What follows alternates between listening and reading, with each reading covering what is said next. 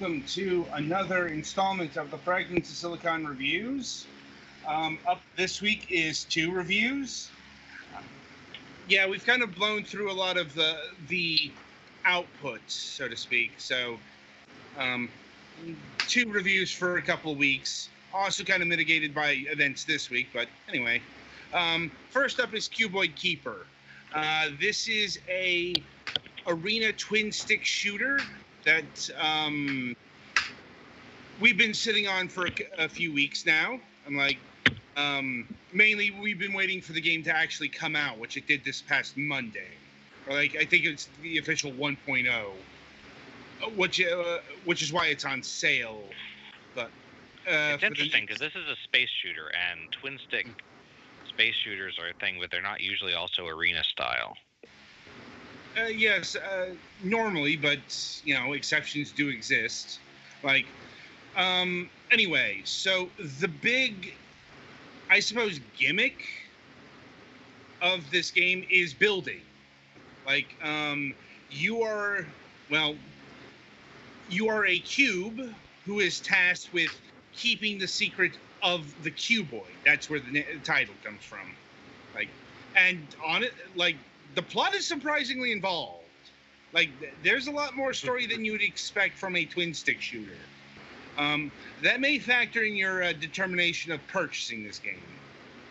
But, yeah, so the big hook here is you can collect modules of various sorts, be it health, firepower, specialty powers, and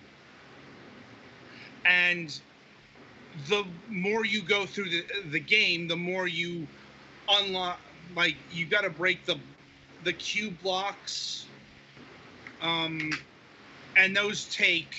I forget what they call the yellow diamonds, but you get those by beating levels. You get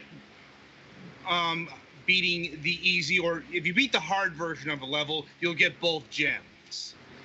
And it's the further out you go, the more gems it requires. And part of the building aspect here is to the way you unlock things, the shape, the literal shape of the unlock box will dictate how the modules will work. Both the small modules, and later on you'll get these larger modules. And you'll have to consider. So the larger ones seem to be like special attacks and stuff, but yes,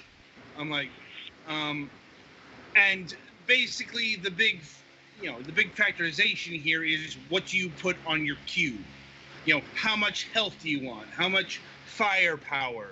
And you do, and it's for if you want more modules of the regular variety, at least, you have to purchase them with the blue bits you get.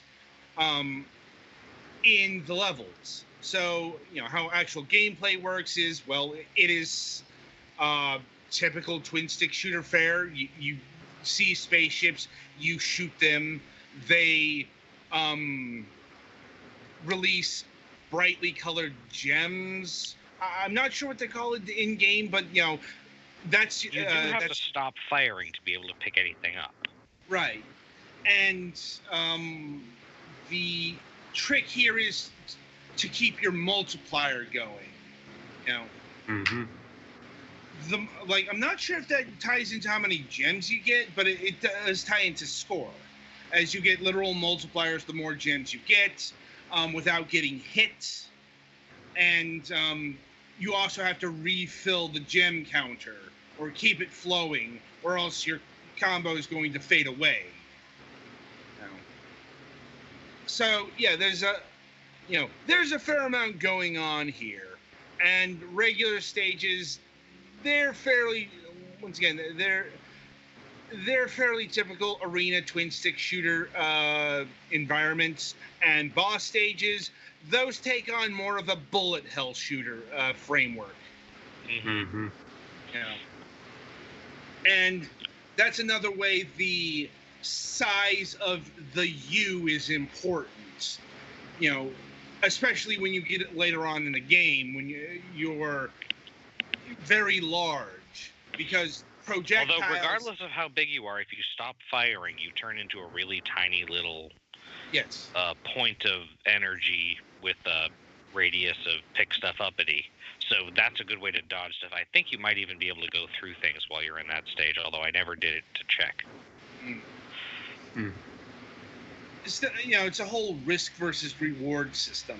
Oh yeah, and they chuck so many guys at you. It's not a good idea to stop moving, to stop firing for long. No, it is not. And I think that's about it in terms of, what is contained in the game in terms of like the basic framework. It's like as far as what how much do you get in this game? Well, there are 40 levels. Also worth noting that these are actually developed levels. There's no procedural generation going on in this game, which isn't a big surprise because twin stick shooters actually tend to be handmade. Because honestly, there's not that much to generate when you get down to it, because it's a single screen most of the time. The big thing is the enemies. Anyway, you got 8 mini bosses and 8 bosses. Not exactly sure what the difference is there. Honestly, did not get too far in this game. I had other things to do this week.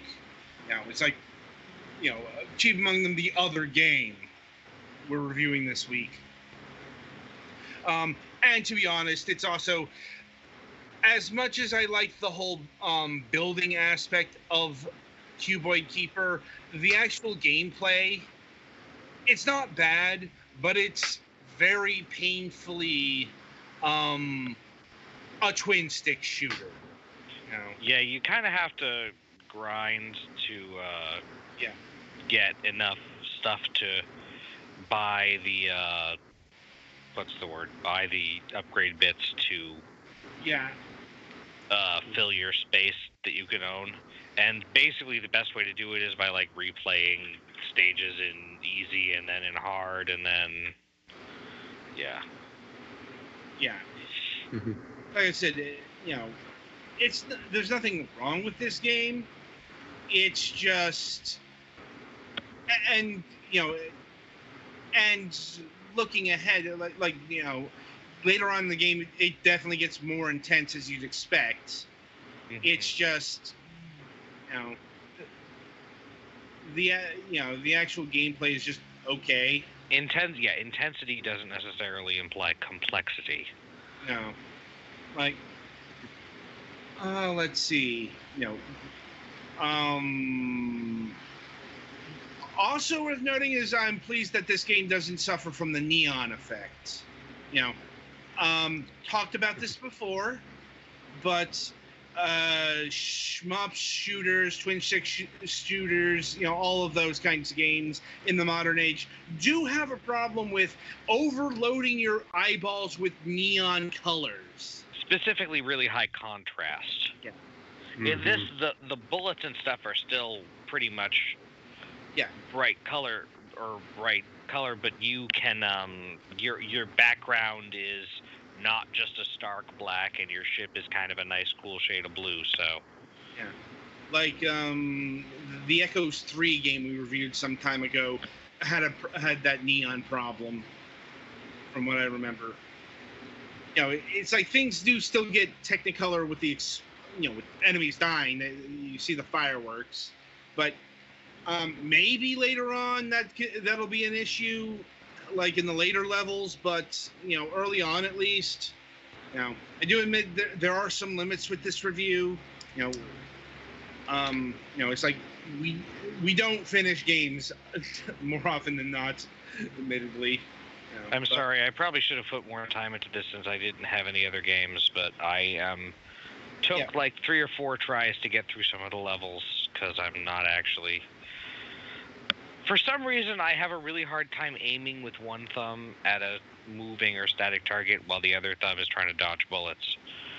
I don't know why. I just probably haven't trained enough on it. Anyway, let's see. Music, it was there.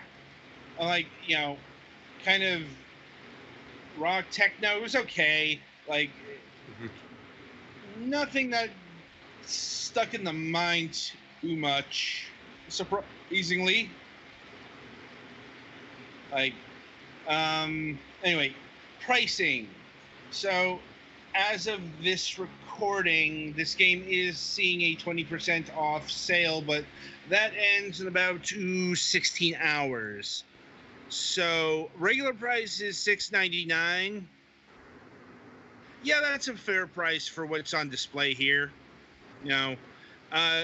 It's a twin stick shooter that has a fair amount of meat on its bones. I mean, maybe not to the level of, say, Geometry Wars Galaxies. Or Assault Android Cactus. Yeah. But it's definitely got more going on here than some of the more basic entries in the genre, like the aforementioned Echoes games. Once again, that's not a criticism per se. It's just, for those who evaluate in terms of content and money value, yeah, this definitely gets right. Right. Any other thoughts on Cubiod Keeper here? I'm really enjoying it. It's pretty fun even when you're not doing good at it. Yeah.